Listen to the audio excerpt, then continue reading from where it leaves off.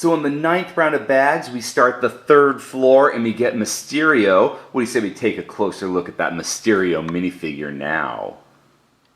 Here's a closer look at that Mysterio minifigure, and you know, the funny thing is I'm not actually a big fan of Mysterio. I never really liked him in the comic books, but that being said, I understand how important he is to Spider-Man because his alter ego, Quentin Beck, he was around in Amazing Spider-Man #2 in 1963, and then Mysterio came in Amazing Spider-Man #13 in 1964, so like a year later. So even though I'm not a big fan of him, I recognize that he's such a crucial part of Spider-Man's history. I mean, he's also one of the original Sinister Six villains. So I do appreciate that they put him in here, even though he's not personally one of my favorite characters. But if you look at this costume, they did an amazing job with like that mesh work and the pins on his cape, and they made sure, you know, of course you have the rippling muscles of all superheroes and supervillains, but also I like the fact that they continued that mesh work on the back of his costume, despite the fact that he's got this big old cape, this nice cloth cape, and it's a really beautiful like purple color there, and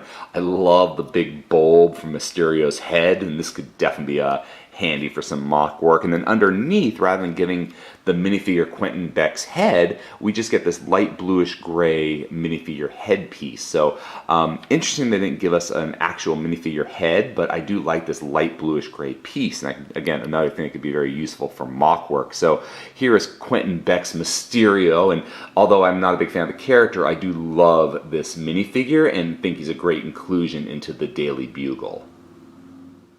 So we've got the floor built in a little bit of the side here, so you can see where those columns are going to go with these bricks with studs on the sides. And I always love the jumper plates and just guessing what's going to go where as you build up in the future. Like here, I'm assuming there's going to be some sort of desk built into this place where there's no tile pieces, but I'm like, what's this going to be? Are they going to be vending machines? Going to be the wall? What's going to be on these little jumper plates that we're going to build next?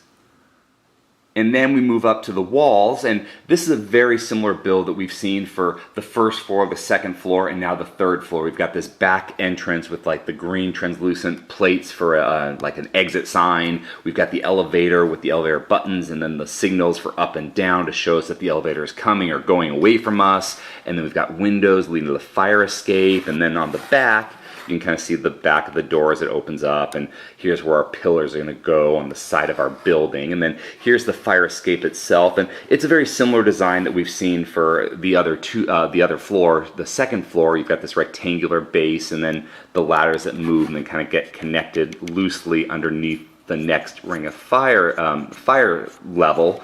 But the thing that's added to this one is on the bottom of the 3rd floor fire escape, we get one of these little action pieces on the side so we can put a hero posing as they're like jumping off or climbing up the fire escape, you know, not using a ladder because that'd be boring for a superhero. But yeah, that's a little different thing as we get a little action pose piece on the 3rd floor fire escape.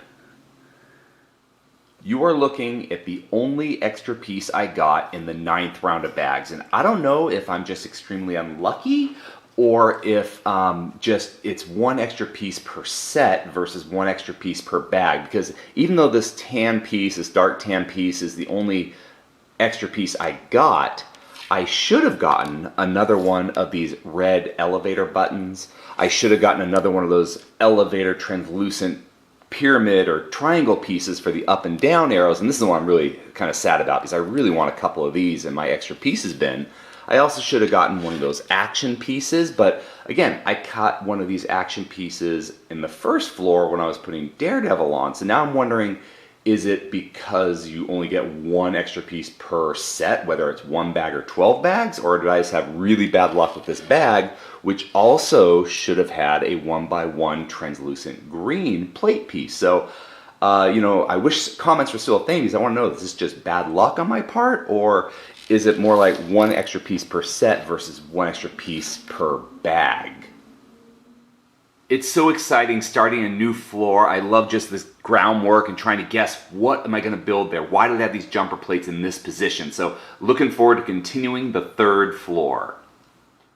If you enjoyed this video, please subscribe or check out some of our other videos. Until next time, let's keep building together.